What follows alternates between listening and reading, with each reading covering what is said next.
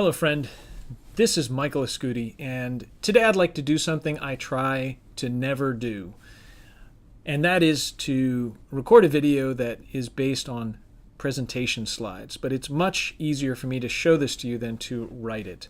So what I have prepared here are a series of slides to talk about crystals and crystal structures. This should really be a review that you've seen many times, and if you'd like to take notes, that's fine. Otherwise, please just listen. So first of all, we know that many solids form crystals. Not all of them, but many. And one example of this is quartz, which is a silicon and oxygen combination. And this has what's called a trigonal structure, and you can see the crystal structure on the microscopic scale, or the atomic scale, determines what it looks like on the macro scale and how it grows when it's formed. Keep in mind that just about every solid has some kind of crystal structure, and the reason, as we talked about in a previous video, is that this minimizes the energy that holds them together. Every crystal will have a unit cell, and this unit cell is simply the smallest entity that represents the entire crystal. And these unit cells then are organized such that there are 7 different crystal arrangements and 4 different unit cell types. And one example is the one that's illustrated here, body-centered cubic. All right, so the class is cubic and the type is body-centered. Let's look at some of the different types. Well, here we have 3 different cubic types with different unit cells. The simple cubic, the body-centered cubic, and the face-centered cubic. And if you look carefully, you'll see that within one unit cell, there are different numbers of atoms. If that doesn't make sense to you, pause the video and take a look and just see from the illustrations how many atoms are within each of these different types of unit cells. These two are the tetragonal configurations, and we can see there's a simple and then a body-centered. This is the orthorhombic family or group with the simple orthorhombic, the base-centered, body-centered, and face-centered.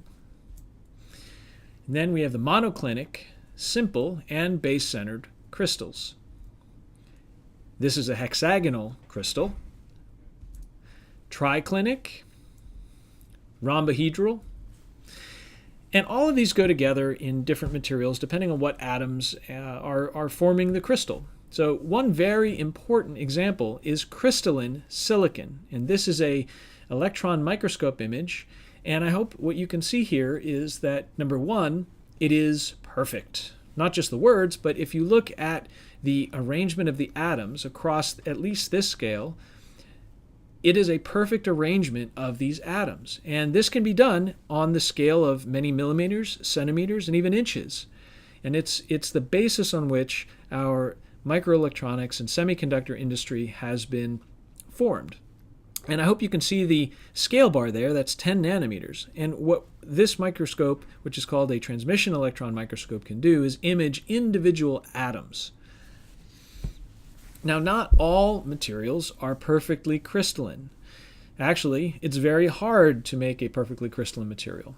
And so most materials that form crystals are polycrystalline, which means that they have portions of perfect crystals as domains that are then all bunched together. And there's a grain boundary between the particular domains. And the illustrations on the right come from your book, where you can see there's a grain boundary that can be between the 2 grains, and we can see that there's a series of relationships between the bonds of each of the domains. And how they're formed depends on their history and the pressures that are involved at that point. But the grain boundary is the separation or the fault line between those particular grains.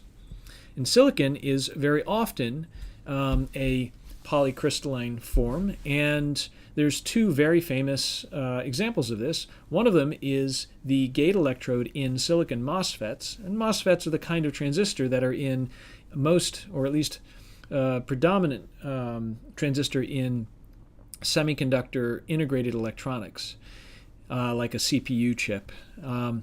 A second very important example of a polycrystalline material is most of the solar cells that are out there on roofs or perhaps in on your calculator to recover the energy from the room light. Those are polycrystalline, and in many times you can see the actual grains in that polycrystalline solar cells.